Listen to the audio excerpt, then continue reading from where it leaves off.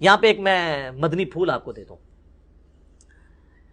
یہ اکثر جو یہ بات بولی جاتی ہے نا، الصحابۃ کلہم عدول، صحابہ سب کے سب عادل ہیں، اس کا وہ مطلب نہیں جو آپ کو بریلوی دیوبندی یا اہل حدیث کے مولوی پڑھاتے ہیں یا ان کے بزرگ. جو رٹ لگائی ہوتی ہے جناب دیوبندیوں نے بھی، جگہ جگہ صحابہ تو کلہم عدول، عام بندہ سمجھتا ہے کہ قرآن و آیت و حدیث پڑھ رہے ہیں. یہ ایک جملہ ہے، ایک سلوگن ہے، اور وہ بھی صحیح معنی نہیں اس کا بیان کرتے. السلام علیکم ورحمۃ اللہ وبرکاتہ. بسم اللہ الرحمن الرحیم. دوستو، واٹس ایپ پر ایک دوست نے سوال کیا ہے کہ الصحابۃ کلہم عدول کا کیا مطلب ہے، اس کی وضاحت کر دیں. میں نے انجینئر مرزا کا ایک کلپ سنا ہے، اس میں وہ کہہ رہا تھا کہ اس کا وہ مطلب نہیں ہے جو مولوی بیان کرتے ہیں. میرے دوست، سب سے پہلے تو آپ کے لیے یہ مشورہ ہے کہ آپ انجینئر مرزا کو نہ سنیں. جب آپ کے پیٹ کے اندر درد ہوتا ہے یا سر کے اندر درد ہوتا ہے تو آپ کسی عطائی ڈاکٹر کے پاس نہیں جاتے، بلکہ آپ کسی پڑھے لکھے ڈاکٹر کے پاس جاتے ہیں. انجینئر مرزا صاحب عطائی ہیں. اگر آپ واقعی میری رائے کو کوئی اہمیت دیتے ہیں اور آپ میری رائے کو درست سمجھتے ہیں تو آپ میرے اس مشورے کو قبول کر لیں، اور اگر آپ نے صرف امتحان کے لیے پوچھا ہے تو میں اس کی وضاحت جو ہے وہ کر دیتا ہوں. الصحابۃ کلہم عدول یہ ایک قاعدہ کلیہ اور قانون ہے، ایک اصول ہے کہ حدیث کے جو راوی ہوتے ہیں ان کے حالات زندگی دیکھے جاتے ہیں کہ وہ شخص کیسا تھا، کہاں پیدا ہوا، کہاں فوت ہوا، اس نے کہاں پڑھا، کس سے پڑھا، اس کے عقائد کیا تھے، اس کے اعمال کیا تھے، اس کے اعمال کے اندر کوئی بدعت تو شامل نہیں تھی، اس کے عقیدے کے اندر کوئی بدعت تو شامل نہیں تھی، اس کا حافظہ کیسا تھا. یہ سارے کا سارا کچھ ڈیٹیل سے ڈسکس کیا جاتا ہے. پھر اگر ایک شخص وہ ثقافت کے اور عدالت کے معیار پہ پورا اترتا ہو تو اس کی بات کو قبول کر لیا جاتا ہے، ورنہ اس کی بات کو رد کر دیا جاتا ہے. لیکن جب حدیث کے راویوں میں کسی شخص کے بارے میں یہ آ جائے کہ یہ صحابی تھا تو اس کے بارے میں مزید ڈسکشن نہیں ہوتی، اس کی ہر بات قبول ہوتی ہے. الصحابۃ کلہم عدول کا مطلب یہی ہے، اس اصول کا اور اس قانون کا مطلب یہی ہے کہ جب حدیث کی بحث کے اندر کسی شخص کا صحابی ہونا ثابت ہوگا کہ یہ شخص صحابی تھا تو اس کے حالات مزید ڈسکس نہیں کیے جائیں گے. اب وہ جو انجینئر مرزا صاحب نے آپ سے کہا ہے اور آپ نے مجھ تک پہنچائی ہے کہ مولوی اس کا وہ مطلب نہیں بیان کرتے جو اصل مطلب ہے، اور مولوی اور کہانی جو ہے وہ سناتے ہیں، تو میں اس کا اشارہ سمجھ گیا ہوں. اس نے غالباً اسی طرح اشارہ کیا ہونا ہے کہ صحابہ کرام پر تنقید کی کھلی اجازت ہونی چاہیے. یہ جو اصول ہے یہ کوئی قرآن حدیث نہیں ہے، یہ تو جو ہے وہ مولویوں کا اپنا بنایا ہوا ایک کلیہ ہے.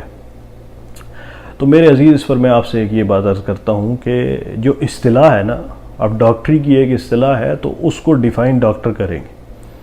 ایک آدمی ڈاکٹر تو ہے لیکن انسانوں کا ڈاکٹر نہیں ہے، ڈنگر ڈاکٹر ہے، تو وہ انسانوں کے ڈاکٹر کی اصطلاح کا مطلب بھی نہیں بیان کر سکتا اپنی طرف سے. اس کو لازم ہے کہ وہ پوچھے اس سے.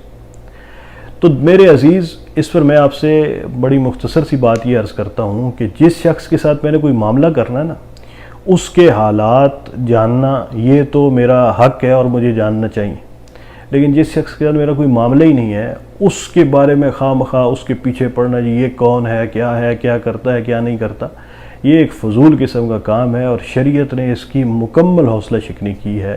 وَلَا تَجَسَّسُوا، لوگوں کے بارے میں تجسس نہ کرو.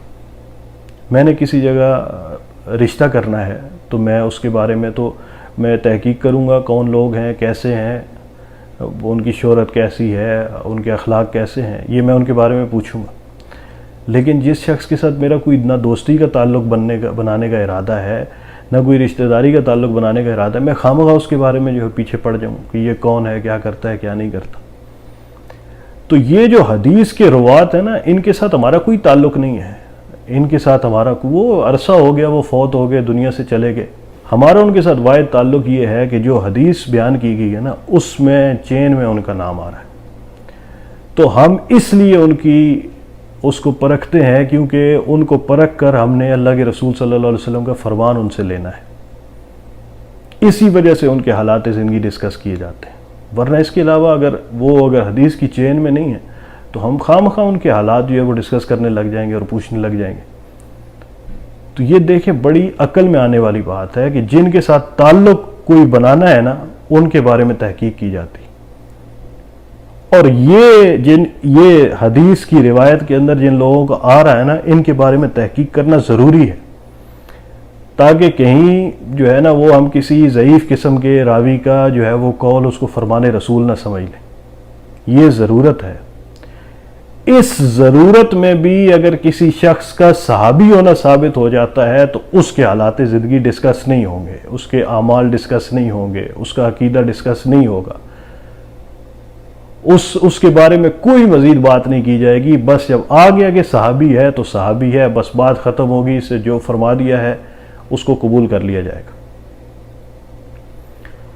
تو اگر یہ حدیث کی چین میں نہیں ہے تو پھر ہم بھلا کس حیثیت سے ان کو ڈسکس کریں؟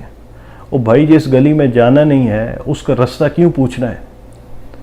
مطلب یہ جہاں پہ ضرورت ہے وہاں کے لیے قاعدہ کلیہ ہے کہ صحابہ عادل ہیں، تو جہاں پہ ضرورت ہی نہیں ہے بس خواہ مخواہ ان کی زندگیاں ہم جو ہے وہ کرنے لگ جائیں، انہوں نے یہ کیا وہ کیا. او بھائی تم کون ہو؟ For the sake of argument ہم مان لیتے ہیں کہ یہ ایک علمی اصطلاح ہے اور اس کا یہ مطلب نہیں ہے کہ صحابہ پر تنقید نہ کرو. اور یہ مرزا صاحب تو آج تک اسی قاعدے کی وجہ سے رکے ہوئے تھے. ان کو پہلے اس کا مطلب نہیں پتہ تھا، اب ان کو مطلب پتہ چلا ہے تو انہوں نے جو ہے وہ صحابہ کرام پر تنقید شروع کی ہے.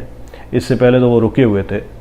تو میں ان کے سامنے یہ رکھتا ہوں، اللہ کے رسول صلی اللہ علیہ وسلم کا ارشاد ہے جس میں اللہ کے رسول صلی اللہ علیہ وسلم 2 بار اللہ کا واسطہ دے کے کہہ رہے ہیں کہ میرے صحابہ کے بارے میں رائے زنی نہ کرنا اور ان کو تنقید کا نشانہ نہ بنانا. اللہ کا واسطہ ہے، اللہ کا واسطہ ہے، میرے صحابہ کے بارے میں اللہ سے ڈرو، میرے صحابہ کے بارے میں اللہ سے ڈرو، میرے بعد انہیں تنقید کا نشانہ نہ بنانا. لا تسبو کا اللہ کے نبی صلی اللہ علیہ وسلم کا حکم ہے، تو اس نے تو وہ قبول نہیں کیا. تو اگر مولویوں کی کسی اصطلاح کے بارے میں یہ اس طرح کی کوئی رائے قائم کرتا ہے تو یہ کوئی اچنبے کی بات نہیں اور کوئی حیرانگی کی بات نہیں ہے.